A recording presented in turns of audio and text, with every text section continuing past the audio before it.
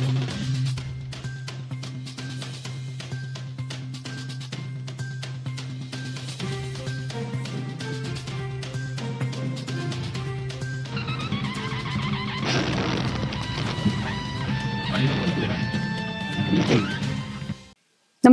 आपण पाहता हिरकणी न्यूज.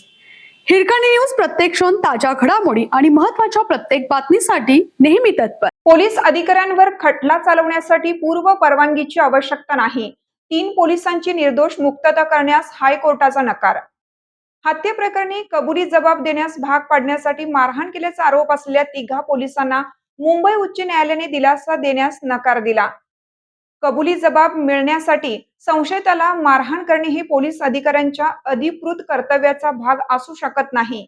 किंबहुना पोलीस अधिकाऱ्यांवर खटला चालवण्यासाठी पूर्व परवानगीची आवश्यकता नाही असे स्पष्ट करत हायकोर्टाने 3 पोलिसांची निर्दोष मुक्तता करण्यास नकार दिला. तक्रारदाराला इचलकरंजी शहरातील शिवाजीनगर पोलीस ठाण्याने 26 नोव्हेंबर 2008 रोजी रात्री 10 वाजेपर्यंत बसवून ठेवले. त्यानंतर दुसऱ्या दिवशी सकाळपर्यंत त्यांना हत्येचा अपराध कबूल करण्यासाठी मारहाण केली.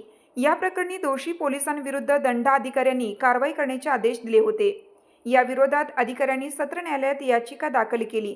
सत्र न्यायालयाने अधिकाऱ्यांना दिलासा देण्यास नकार दिल्याने पोलिसांनी हायकोर्टात धाव घेऊन याचिका दाखल केली.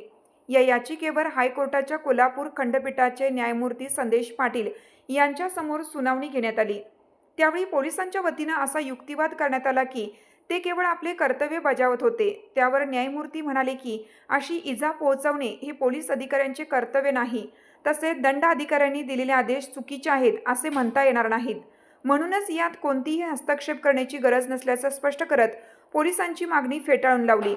सर्वोच्च न्यायालयाच्या तत्वानुसार गुन्ह्याच्या तपासादरम्यान एखाद्या व्यक्तीला मारहाण करणे हे पोलीस अधिकाऱ्यांचे कर्तव्य नाही.